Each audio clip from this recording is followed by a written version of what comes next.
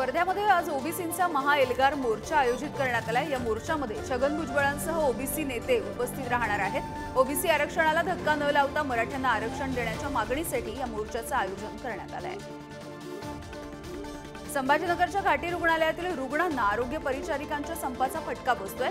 शस्त्रक्रियांसाठी तयारी नसल्यामुळे रोज होणाऱ्या 30 ते 35 शस्त्रक्रियांपैकी दिवसभरामध्ये अत्यावश्यक 3 आणि इतर 2 शस्त्रक्रिया होत असल्याची माहिती मिळते आहे।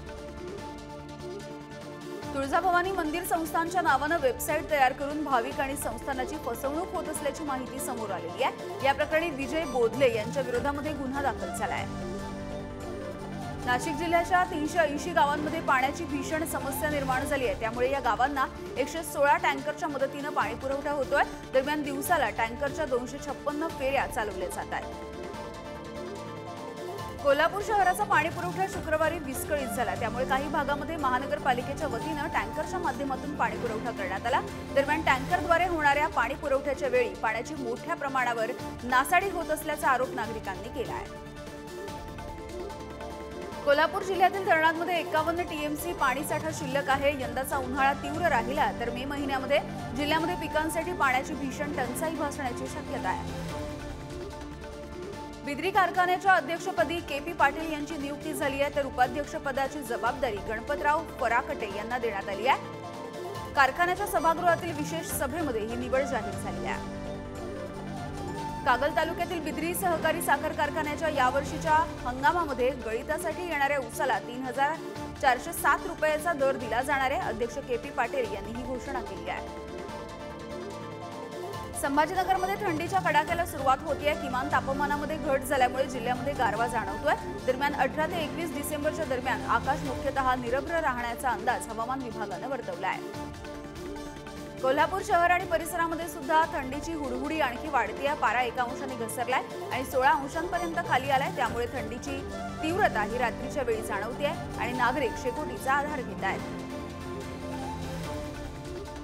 उत्तर भारतामधून राज्यामध्ये शीतलहरी यायला सुरुवात होतीये। त्यामुळे गोंदिया आणि पुणे या दोन्ही शहरांचं किमान तापमान 12 अंशांपर्यंत खाली आलं होतं। दरम्यान येत्या 2 ते 3 दिवसांमध्ये राज्याचं किमान तापमान हे 10 अंशांच्या खाली येणार असल्याचा अंदाज वर्तवला गेला आहे। लासलगाव बाजार समितीमध्ये कांद्याच्या दरामध्ये सातत्याने घसरण होती आहे।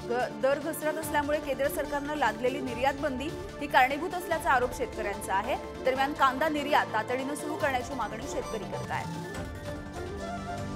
बाजारामध्ये लसणाची आवक घटली आहे, त्यामुळे लसणाच्या दरामध्ये वाढ होतीये। यावेळी किरकोळ बाजारामध्ये लसणाचा दर 300 ते 400 रुपयांपर्यंत पोहोचलाय।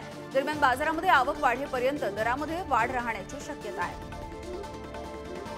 एसटी प्रशासनाने प्रवाशांसाठी पुण्यातील स्वारगेट स्थानकामधून नाशिकसाठी ई-शिवाई बस सोडण्याचा निर्णय घेतलाय। आजपासून सकाळी 5 ते दुपारी 1 वाजेपर्यंत दर तासाला ई-शिवाई बस उपलब्ध असेल। माजी आमदार सुरेश लाड आज नागपुरामध्ये भाजपमध्ये प्रवेश करणार आहेत। उपमुख्यमंत्री देवेंद्र फडणवीस आणि बावनकुळे यांच्या उपस्थितीमध्ये त्यांचा पक्ष प्रवेश होणार आहे। यासाठी कर्जत खालापूरमधील शेकडो नेते आणि पदाधिकारी नागपूरमध्ये पोहोचले आहेत। मुद्रांक शुल्क आणि त्यावरील दंडाची रक्कम 5 कोटींपेक्षा अधिक होणारी प्रकरणे राज्य शासनाकडे पाठवावी लागणार आहेत। यासाठी प्रशासनाच्या वतीने आदेश काढण्यात आला आहे। गुंठेवारीमधील अनधिकृत बांधकामं नियमित करण्यासाठी महानगरपालिकेकडून आकारण्यात येणारे शुल्क हे कमी होणार आहे। यासाठी बांधकाम विभागाकडून प्रस्ताव तयार करण्यात आलाय। दरम्यान प्रस्ताव सादर करण्यासाठी मुदतवाढ प्रशासनाकडून दिली जाण्याची शक्यता आहे। 2-3 महिन्यांपासून सहकार मंत्री दिलीप वळसे पाटील यांचे संपूर्ण कुटुंब आंबेगाव शिरूर मतदारसंघामध्ये ऑन फील्ड दिसतंय। सामाजिक कार्यक्रम मतदारसंघामध्ये लोकांच्या भेटीगाठी घेताना हे सगळे बघायला मिळत आहेत। शिक्षणाधिकारी पदावर कार्यरत असणाऱ्या 8 अधिकाऱ्यांना पदोन्नती मिळाली आहे। त्यामुळे शिक्षण विभागाला 8 उपसंचालक सापडले आहेत। कोरेगाव भीमा इथल्या विजयस्तंभ शौर्य दिनी भोजनाचा खर्च अंतर्गत खर्चामधून केला जाणार आहे। बार्टीचे महासंचालक सुनील वारे यांनी ही माहिती दिली आहे। नंदुरबार जिल्ह्यातील गोरगरीब आणि दारिद्र्य रेषेखाली असलेल्या नागरिकांना मोफत आयुष्यमान भारत कार्डाचं वाटप झालंय। यावेळी विशाल माळी मित्र मंडळातर्फे 1000 नागरिकांना या कार्डाचं वाटप करण्यात आलंय। नंदुरबार शहरामध्ये होणाऱ्या जनजाती सुरक्षा मंच महाराष्ट्र प्रांताच्या वतीने उलगुलान डिलिस्टिंग महामेळाव्याची तयारी सुरू आहे। 20 डिसेंबर रोजी हा मेळावा घेतला जाईल।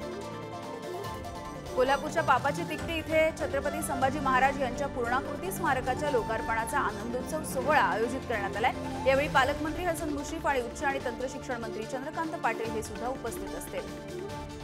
पुण्याच्या फर्ग्युसन महाविद्यालयामध्ये पुस्तक महोत्सवाचं आयोजन झालंय। यावेळी या पुस्तक प्रदर्शनामध्ये विविध भाषांमधील पुस्तकांची 200 दालनं असतील। मंत्री चंद्रकांत पाटील आणि ज्येष्ठ साहित्यिक डॉ. सदानंद मोरे यांच्या हस्ते या महोत्सवाचं उद्घाटन करण्यात येईल। नंदुरबार जिल्ह्यामध्ये विविध मागण्यांसाठी ग्रामीण डाक सेवकांनी काम बंद आंदोलन पुकारलंय। सरकारने मागण्या मान्य न केल्यास आंदोलन आणखी तीव्र करण्याचा इशारा या कर्मचाऱ्यांनी दिला आहे।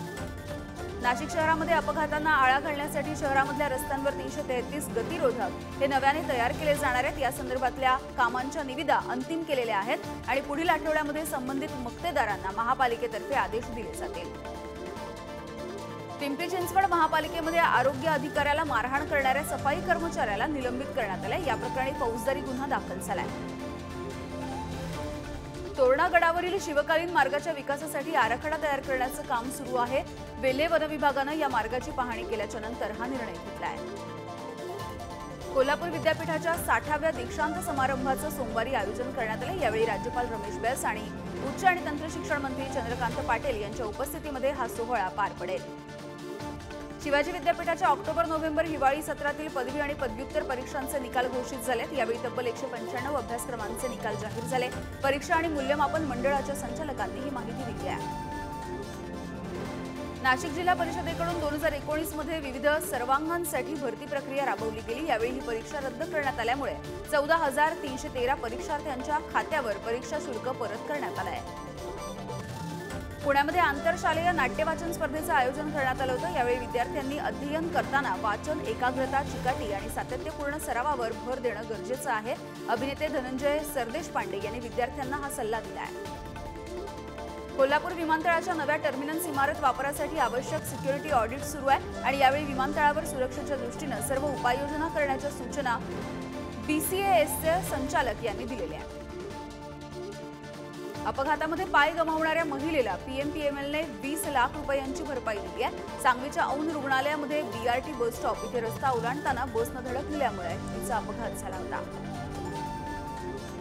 शिवाजी विद्यापीठ ते शासकीय तंत्रनिकेतन या मार्गावरील अतिक्रमणावर महानगरपालिकेनं कारवाई केली आहे। त्यामुळे शुक्रवारी या मार्गावर शुकशुकाट बघायला मिळाला। दरम्यान ही कारवाई कायमची आहे की नेहमीप्रमाणे ती तात्पुरती असणार आहे असा सवाल नागरिकांनी विचारला आहे। रिक्षा चालक आणि मालकांसाठी कल्याणकारी महामंडळ स्थापन करण्याची मागणी करण्यात येते। अजित पवार यांच्या राष्ट्रवादीचे शहराध्यक्ष आदिल फरास यांनी उपमुख्यमंत्री अजित पवार यांच्याकडे ही मागणी केली आहे।